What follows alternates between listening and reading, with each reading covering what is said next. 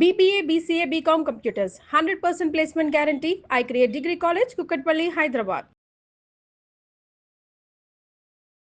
నమస్తే రమగారు. నమస్తే జయ. వినాయక చవితి శుభాకాంక్షలు అండి. మీకు కూడా జయ.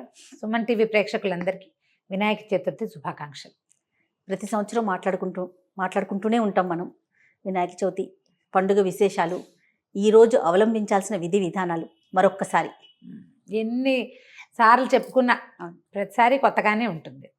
ఇంకా ఇంకా ఇంకా అనుమానాలు వస్తూనే ఉంటాయి, కానీ ఎవరైనా చెప్తే బాగుండనే అనిపిస్తుంది. అవునండి, అలవాటుగా మీరు అలవాటుగా చేసుకుంటాం. ఏటా వచ్చే వినాయక చవితి 10 రోజుల పండుగ. ఇవాళ మొదలు పెట్టుకుని చవితి నాడు మొదలు పెట్టుకుని ఇంచుమించు చతుర్దశి దాకా మనం 9 రోజులు ఉత్సవం చేసి, చతుర్దశి నాడు అనంత పద్మనాభ వ్రతం చేసుకునే వాళ్ళు చేసుకుంటారు. 9 రోజులు అయ్యాక 9వ రోజున 10 రోజులు అంటే ఓ రోజు ముందు నుంచే ప్రిపరేషన్ మొదలు పెట్టుకుంటాం. అవును, వినాయకుడిని నిమజ్జనం చేయటం. ఇవి రకరకాల పూజా విధానాలు. ఒకళ్ళు ఒక రోజే ఉంచుతారు, 3 రోజులు ఉంచేవాళ్ళు, 5 రోజులు ఉంచేవాళ్ళు. 9 రోజులు స్వామిని ఇంట్లో చక్కగా కొలువు తీర్చి 9 రోజులు నైవేద్యాలు చేసి పూజా విధానం చేసి చివరికి సాగనంపేవాళ్ళు కొంతమంది. అయితే సార్వజనీనమైన పూజగా బాలగంగాధర్ తిలక్, లోకమాన్య తిలక్, ఆయన దీన్ని అందరూ చేసుకునే పండగగా చేశారు. ఇది స్వతంత్ర సంగ్రామం రోజుల్లో జరిగిందే.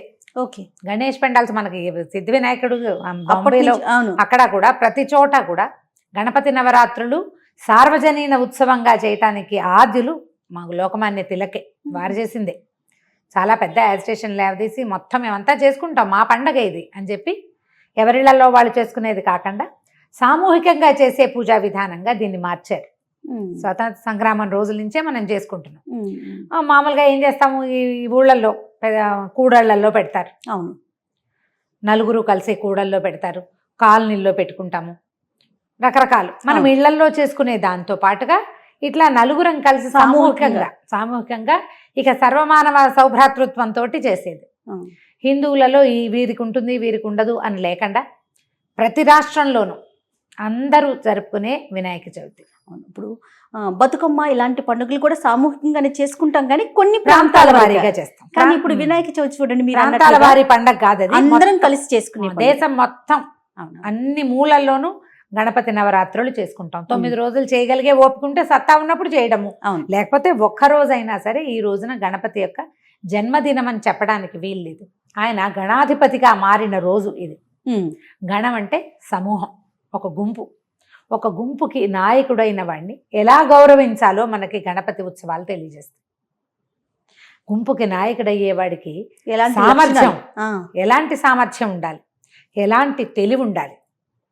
పెద్ద తల కలిగినటువంటి గణపతి తెలివికి, బుద్ధికి, జ్ఞానానికి సంకేతం. పైగా మానవ శరీరంలో షట్చక్రాలు ఉన్నాయి. అవును, 7వదైనటువంటి సహస్రార చక్రంతో కలిపి 7 చక్రాలు అనుకోండి. ఈ 7 చక్రాలలో ఆది చక్రం మూలాధార చక్రం. గణపతి మూలాధార చక్రంలో ఉంటాడు. అంటే భూ సంబంధితమైనటువంటి స్థానంలో మొదలులో గణపతి ఉంటాడు. అందుకని భూ సంబంధితమైనటువంటి పార్థివ గణపతినే పూజించాలి అని ఒక విధానాన్ని చెప్పారు.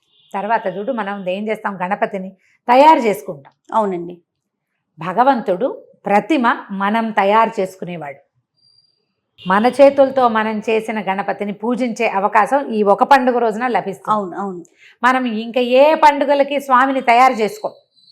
అన్ని చోట్ల ప్రతిమలో ఇవో ఉంటాయి. అవును, విధానం నడుస్తూ ఉంటుంది. దీనికి మాత్రం మట్టితోటో, పసుపుతోటో, పిండితోటో గణపతిని మనకి చేతనొచ్చినట్టు లాంటి స్వరూపంలో చేసుకుని, అంటే మన బుద్ధి నిలవడానికి భగవంతుని ప్రతిమని చేసుకున్నాక మన బుద్ధి నిలిచేదాకా 9 రోజుల పాటు పూజించి ప్రతిమను పంపించి బుద్ధిని నిలకడ చేసుకోవాలి. ఇక నీకు ప్రతిమక్కర్లా, బుద్ధి మాత్రమే. నువ్వు నిరాధారుడైనటువంటి భగవంతుడు నిరాధార పరంజ్యోతి, నిరాకార పరంజ్యోతి, ఆకారం లేనివాడు. ఆయనకి ఏ ఆకారము లేదు. ఈ గణపతి స్వరూపంలో నాకు నా బుద్ధిని ఇందులో కుదుర్చు, ఇక్కడి నుంచి నేను పైకెక్కుతా. ఈ చక్రం నుంచి, మూలాధార చక్రం నుంచి సహస్రారం వరకు నేను ఎక్కుతాను. నా బుద్ధి నిలవడానికి మూలాధార చక్ర స్థితుడైన గణపతిని నేను ఇట్లా స్వరూపంగా చేసుకుంటాను అని మానవుడు భావిస్తే, ఆ మానవుడి భావనకి మునులు ఋషులు కలిసి ఇలాంటి ఒక ఏర్పాటుని చేశారు. ప్రతిమను చేసుకో, పూజించు, పూజించి క్రమంగా విగ్రహారాధనని వదిలిపెట్టి విగ్రహాన్ని దాటి ప్రవర్తించడానికి మనకి నేర్చుకోవడం కోసం ఏర్పరచబడిన విధానాలు ఇవి. ఎంత అద్భుతమైన విషయం కదా. మనం ఏం చేస్తామంటే విగ్రహం దగ్గరే ఆగిపోతున్నాం, దానికే రంగులు పూస్తాం, దానికే అదేదో చేస్తాం, అది ఇంకా పెద్దది ఇంకా పెద్దది ఇంకా పెద్దది చేసుకుంటాం. పోటీ విగ్రహం పెద్దది అవుతుంది, బుద్ధి కాదు పెద్దది అవ్వాల్సింది. కరెక్ట్ అండి. బుద్ధి పెరగటల్లా మనకి. మనం ఎలా అయ్యామంటే తత్వం గ్రహించకుండా, ఇందులో ఉన్న తాత్వికత ఏమిటి అనేది గ్రహించుకోకుండా విధానంలోకి వెళ్ళిపోతున్నాం. మూలంలోకి వెళ్ళాలి, అంతేనా? విధి ఏమిటో మర్చిపోయి విధానంలోకి వెళ్తాం. మూలంలోకి వెళ్ళం మనం. అవును, మూలంలోకి వెళ్ళలేకపోతాం. ఎందుకంటే ప్రపంచపు రంగు పొంగులన్నీ మనని ఆ రకంగా తీసుకెళ్ళిపోతాయి. భగవన్మాయ అంతా. ఈ మాయలో పడి మనం ఏదేదో రంగులు రంగులు రంగులు ఊహించుకుని ఎక్కడెక్కడెక్కడికో వెళ్ళిపోతుంటాం. అసలు సంగతిని వదిలిపెట్టేస్తాం. గణపతి బుద్ధికి ప్రతీక. ఈ రోజున చేసే నమస్కారము, భక్తి, శ్రద్ధ ఇవన్నీ కూడా మన జ్ఞానాన్ని పెంపొందించుకోవడానికి, మన బుద్ధికి నిలకడని, సూక్ష్మదర్శిత్వాన్ని, చిన్న విషయాన్ని కూడా గ్రహించగలిగే ఆలోచన విధానాన్ని మనకి నేర్పటం కోసమే గణపతి చతుర్థి చేసుకుంటాం. అయితే మనం జ్యోతిష్ శాస్త్రం ప్రకారం ఆకాశంలో చాలా నక్షత్రాలని, ఖగోళ శాస్త్రం కూడా చెప్పుకుంటాం. మనం నక్షత్రాలు ఎన్ని ఉన్నాయి? సూర్యుడు చుట్టూతా చంద్రుడు తిరుగుతాడు, భూమి తిరుగుతుంది, నక్షత్రాలు తిరుగుతాయి, గ్రహాలు తిరుగుతాయి, బోల్డ్ అంటే చెప్పు. ఇవన్నీ చాలా పెద్ద సైన్స్ అది. అయితే సప్తర్షి మండలం పక్కనే మనకి గణపతి నక్షత్ర స్వరూపంలాగా కూడా కనిపిస్తాడని చెప్తారు. ఒక ఏనుగు స్వరూపంలో ఒకటి ఎలుకలాగా ఉండదు, ఆ షేప్లో కనిపిస్తుంది అనమాట. పైన ఏనుగు, కింద ఎలుక ఉన్నట్టుగా. వీళ్ళు ఈ మరుసటి రోజు, ఈ రోజున మనం గణపతి చతుర్థి చేసుకోవాలి. ఈ స్వరూపంలో కనపడే గణపతిని ఇలా ఆరాధించడం, ఆరాధన విధానాన్ని మనకు చెప్పారు. ఓకే, అది మళ్ళీ భూ సంబంధితమైనవి, ప్రకృతికి వనగూడేవి, మనకి ఉపయోగపడేవి, మానవాళికి ఎంతో కొంత ఉపయోగపడే రకమైన పూజా విధానాన్ని సెట్ చేశారు మహర్షులు. ఇప్పుడు మరి సప్తర్షి మండలం పక్కనే ఉన్నారు కదా. తొలి రోజునేమో చతుర్థిగా మనం గణపతిని చేసుకుంటాం. వినాయక చవితి మర్నాడు వచ్చేది ఋషి పంచమి, సప్తర్షులకి చేసేది. అవునండి, వీళ్ళిద్దరూ పక్క పక్కనే ఉంటారట. శాస్త్రాన్ని గ్రహిస్తే మనం ఇది పాయింట్, దీన్ని ఆరాధించటం. ఈ ఆరాధనను ఏం చేశారు? ప్రకృతి ఆరాధనగా చేశారు. గణపతి ప్రకృతి స్వరూపుడు, సస్యదేవుడు అంటారు, పంటలకి అధిపతి. ఎందుకంటే భూ సంబంధితమైన దైవం ఆయన. అవును, మరి భూమి నుంచే కదా మనకి పంటలు వచ్చేది. ఇలా ఆలోచిస్తే ఈ పండగ ఎందుకు చేసుకుంటున్నామో మనకు తెలుస్తుంది. అందుకని ఏం చేస్తాం? గణపతి ప్రీత్యర్థము గరికను సమర్పిస్తాం. అవును, ఏకవింశతి పత్రాన్ని సమర్పయామని 21 రకాల ఔషధ మొక్కల తాలూకు పత్రాలతోటి పూజ చేస్తాం. అవును, ఈయనకి ఇష్టమని ఇప్పుడు దొరికేటువంటి ఈ మన మొక్కజొన్న పొత్తులు, వెలగపళ్ళు, అరటిపళ్ళు వీటిని నివేదన చేస్తాం. పాలవెల్లికి కడతాం. అవును, ఇవన్నీ తీసుకెళ్ళి నీటిలో కలుపుతాం లేదా మట్టిలో కలుపుతాం. ఇప్పుడు మనం 9 రోజుల పాటు పూజించి మన తాలూకు దేవతా పూజకానికి ఇదేంటి మనం చేస్తాం? స్తోత్రాలు, శ్లోకాలు, మంత్రంతో.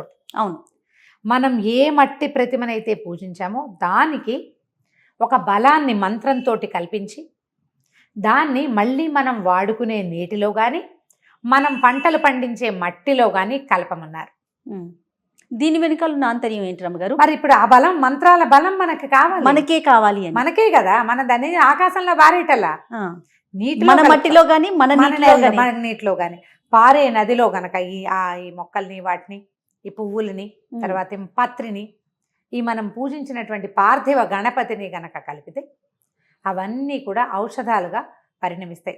ఆ నది ఏ ప్రాంతంలో, పరివాహక ప్రాంతం ఏ వైపుకి వెళ్తుందో అక్కడ పొలాలకి సత్తువ ఆ నీరు. ఈ విధానంతో మొదలు పెట్టబడింది. ఏమవుతుందంటే ఎప్పుడు కూడా కొంతకాలం గడిచేసరికల్లా మనం ఎందుకు మొదలు పెట్టాము అనేది చెప్పగలిగే వాళ్ళు ఉండరు కదా.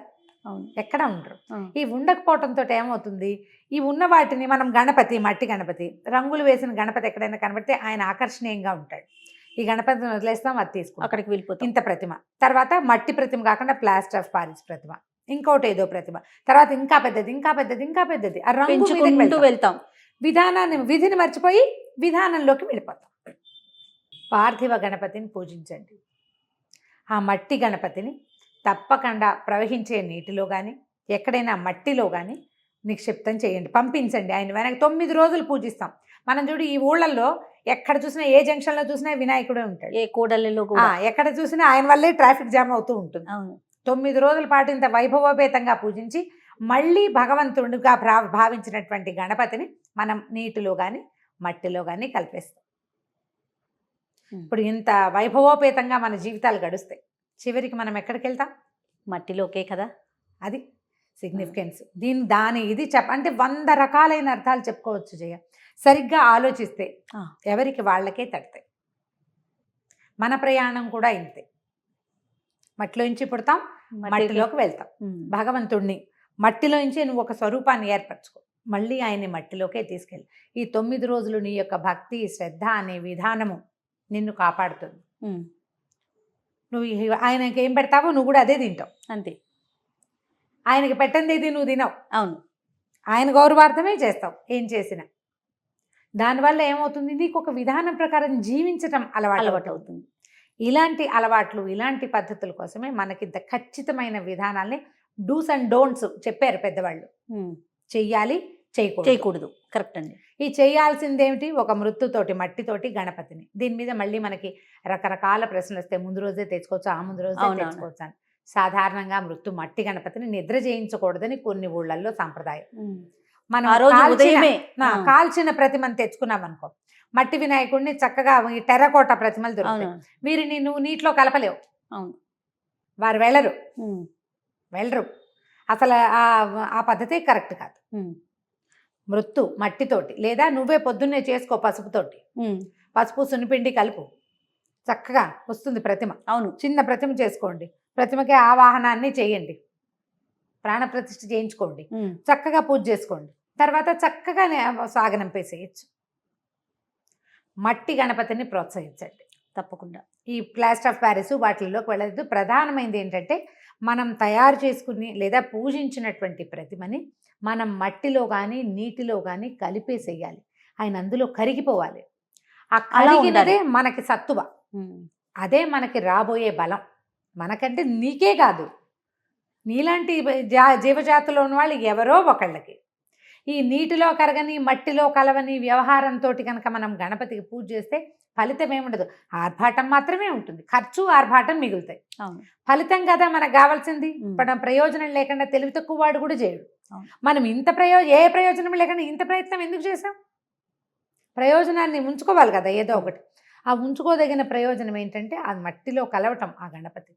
ఇట్లా ప్లాన్ చేసి మనం గణపతి కనుక చేసుకుంటే, గణేశ పూజ కనుక చేసుకుంటే, వినాయక చవితి చేసుకుంటే అద్భుతమైన ఫలితాలు లభిస్తాయి. ఇది మానవాళికి ఉపయోగపడవలసిన పండుగ. ఇప్పటికే మనం పర్యావరణ హితం కోసం చాలా ఆలోచిస్తున్నాం. పర్యావరణ హితంలో భాగం ప్రత్యేకంగా మన తాత ముత్తాతల నాడు ఋషులు మునులు మనకు తెలియజేసింది గణపతి ఆరాధనే. అది గుర్తెరిగి గనక చేస్తే చక్కగా లక్షణంగా మనకి వినాయక చవితి అయిపోతుంది. ఖచ్చితంగా రమ్మగారు మీరు అన్నట్లుగా మట్టి గణపతినే పూజించాలి. ఈ విషయాన్ని మనం కూడా ప్రజల్లోకి మనవంతుగా తీసుకెళ్లే ప్రయత్నం చేద్దామండి. తప్పకుండా జయ. మట్టి గణపతిని పూజించండి. పూజించిన గణపతిని పారే నీటి ప్రవాహంలో కానీ లేదా ఏదైనా క్షేత్రంలో, పొలాల్లో, ఏదైనా స్థలాల్లో లేదా మన ఇంట్లో ఉన్న కుండీల్లో అయినా సరే అట్టె పెట్టుకుని ఆ స్వామి యొక్క పూజని మనం ఎలా చేసామో ఆ బలాన్ని మళ్ళీ మనం తీసుకునేలాగా ప్లాన్ చేసుకోండి. మరొకసారి సుమన్ టీవీ ప్రేక్షకులందరికీ వినాయక చవితి శుభాకాంక్షలు.